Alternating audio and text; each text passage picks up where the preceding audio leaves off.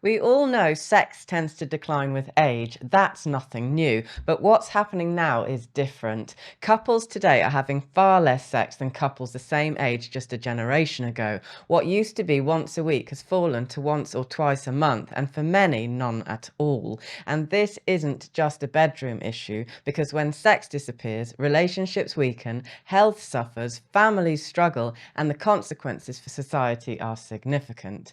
So in this video, I want to look at what's really going on, why marital sex is declining so fast, and why it matters. Hi, I'm Laura, a relationship counsellor and coach in the UK. I help couples build relationships that feel alive, connected, and deeply fulfilling. If you're new here, welcome. It's lovely to have you. So just how common are sexless marriages today? You've probably heard the stat that 1 in 5 marriages are sexless. That often gets taken to mean the other 4 in 5 couples are having plenty of sex. But that's obviously not true, because the stat only counts the most extreme cases where couples are having sex fewer than 10 times a year. So if you're having sex once a month, you don't even appear in that statistic. And just to be clear, in research, sexless doesn't mean zero sex, it's just a technical definition. But let's be honest, once a month would still feel like a sexless marriage to most. Try asking 100 married, middle-aged men how great their sex life is, and you'll get an awkward silence from a lot more than 1 in 5 of them. And the stats back this up. The British National Survey of Sexual Attitudes and Lifestyles found that by ages 35 to 44, couples were averaging 2 to 3 times per month. By 45 to 54, it drops again, often to once or twice a month. And about 1 in 3 report no sex at all. Nothing, zilch, nada. And remember, these numbers are probably conservative because people feel embarrassed talking about sex, especially us Brits, so we tend to give rosier answers. The true extent of sexless marriages is likely far worse. Just bear that in mind the next time someone cuts you off in traffic. Okay, let's put this in perspective. How does today compare to just a generation ago? We all know the 90s were better. The culture, the fun, the freedom. Well, it turns out the stats agree, at least when it comes to sex. Back then, people in their 30s, 40s and 50s were having way more sex. By the 2010s, frequent sex more than halved in the 35 to 44 age group. And it's not just the UK. Studies from the US, Australia and Nordic countries show the same thing. Partnered sex has dropped by 15 to 28% per decade since the early 2000s. Zoom out even further and here's the long-term trend. For most of the 20th century, couples held steady at about once a week, but since the 1990s, it's plummeted to just 2 to 3 times a month. The long plateau, followed by a sharp decline, shows just how unusual and recent this shift really is. So why is sexual frequency declining? In the 90s and before, people went out more. Pubs, clubs, social gatherings, and most people worked face to face. That social engagement led to far more opportunities to form relationships. Today, our more isolated existence means it's harder than ever to even form a committed relationship. And for those who do manage to establish long-term bonds, the pace of modern life can be brutal. Couples juggle jobs, kids, bills, and endless to-do lists. And unlike in the past, both partners usually work full-time and share the domestic load. Many couples collapse into bed after half a bottle of wine, glued to phones, wondering why their sex lives are flatlining. And speaking of phones, these little things are sucking the life out of relationships. Evenings once spent together are swallowed by Netflix, TikTok, and mindless scrolling. Couples sit in the same room, but they're not really with each other. Just as caged animals stop mating when stripped of healthy stimulation, I suspect this digital captivity is having the same effect on us. Researchers now call digital distraction one of the biggest threats to intimacy. What do you think? Are screens harming your relationship? Let me know in the comments. Then there's the high speed on demand porn, which has changed sexual habits and expectations.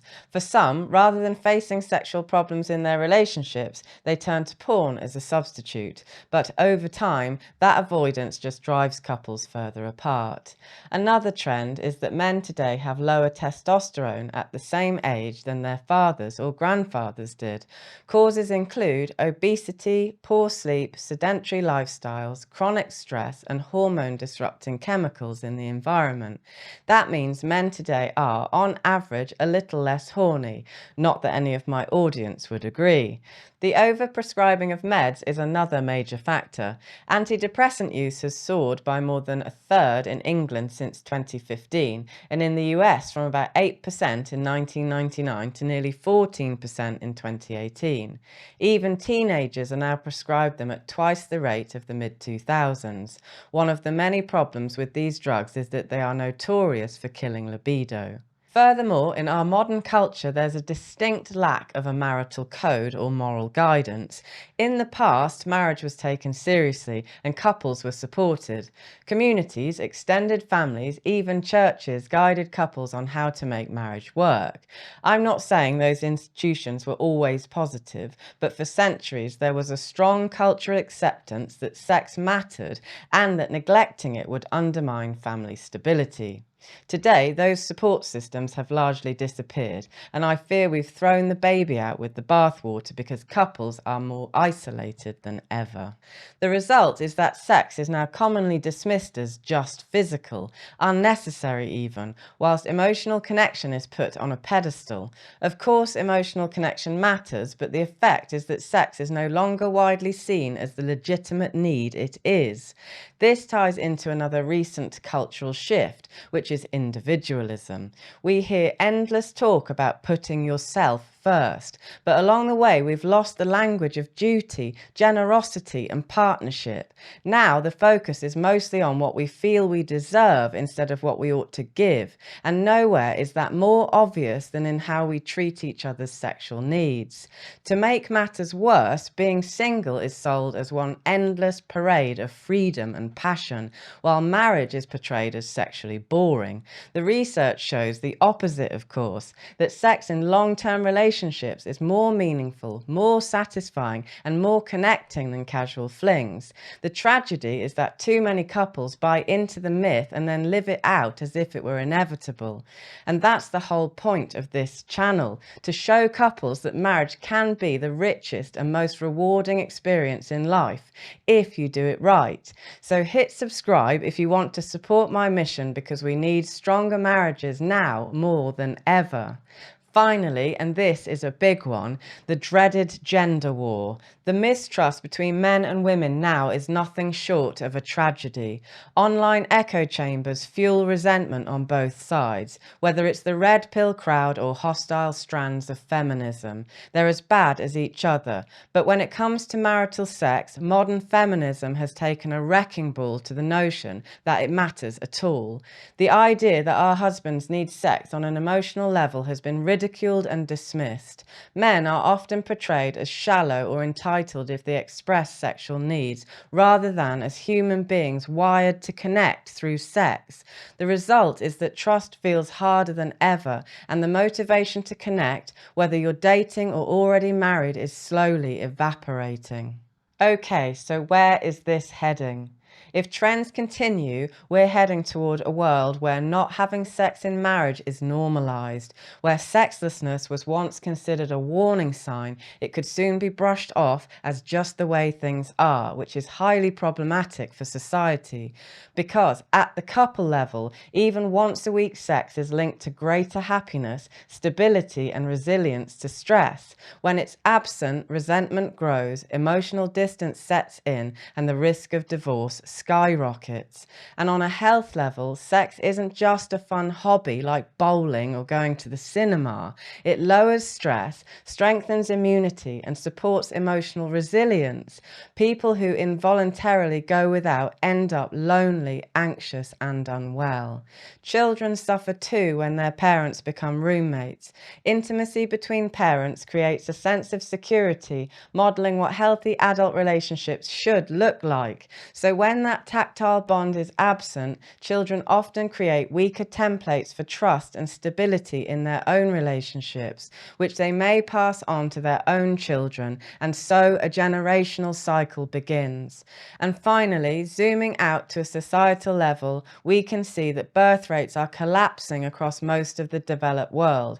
1.5 in the UK, 1.6 in the US, just 0.7 in South Korea.